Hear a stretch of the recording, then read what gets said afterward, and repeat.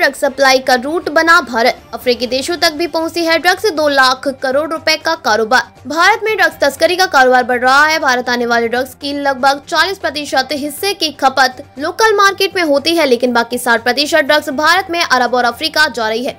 INCB international narcotic control bureau के अनुसार Bharat drug supply का बड़ा रूट बनकर उभरा है। अब तक यूरोप अमेरिका की खपत का सबसे बड़ा मार्केट माना जाता था, लेकिन अरब के देश इमर्जिंग मार्केट के रूप में उभरे हैं। यहाँ लगभग 2 लाख करोड़ रुपए की ड्रग्स की सप्लाई होती है, जो भारत से होकर गुजरती है। हालांकि भारत में NCB से लेकर अन्य केंद्रीय एजेंसियां लगातार कार्यवाही में जुटी हैं। अरब देशों में सक्रिय भारतीय और पाकिस्तानी क्राइम सिंडिकेट इस ड्रग्स को वहां खपाने के साथ आगे अफ्रीकी देशों में सप्लाई कर रहे हैं।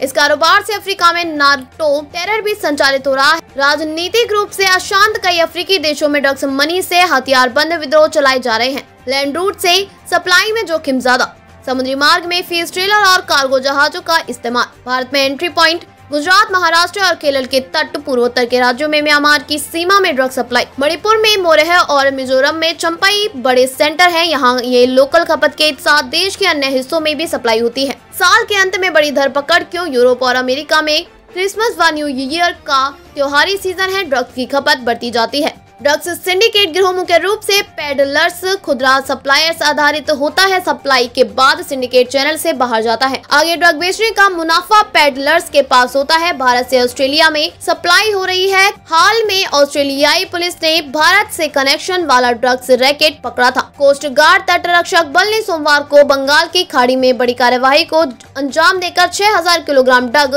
मेथाम्फेटामाइन मैथ पकड़ी है। यह साल की सबसे बड़ी कार्यवाही है। साथ ही कोस्ट गार्ड पहली बार इतनी बड़ी मात्रा में मैथ ड्रग पकड़ी है। कोस्ट गार्ड के पेट्रोल विमान डोनियार्ड ने पोर्ट ब्लेयर से लगभग 150 किलोमीटर दूर पर स्थित बैरन आइलैंड में एक फिश ट्रेलर को संदिग्ध रूप से तैरते पाया। कोस्ट गार्ड ने शिप ट्रेलर को घेर लिया, जिसमें से 2-2 किलो के 3000 पैकेट बरामद किए गए। इन पैकेट में मैथ थी। म्यांमार के 6 तस्करों को भी गिरफ्तार किया गया। फरवरी में गुजरात तट से 3300 किलो ड्रग्स की जब्त की गई थी। एंटी नारकोटिक्स एजेंसियों ने फरवरी में गुजरात तट पर 3300 किलो ड्रग्स जब्त की थी। अंडमान की जब्ती से पहले ये साल की सबसे बड़ी ड्रग्स जब्ती थी। नवंबर में एक ईरानी जहाज से 700 किलो ड्रग्स पकड़ी गई थी।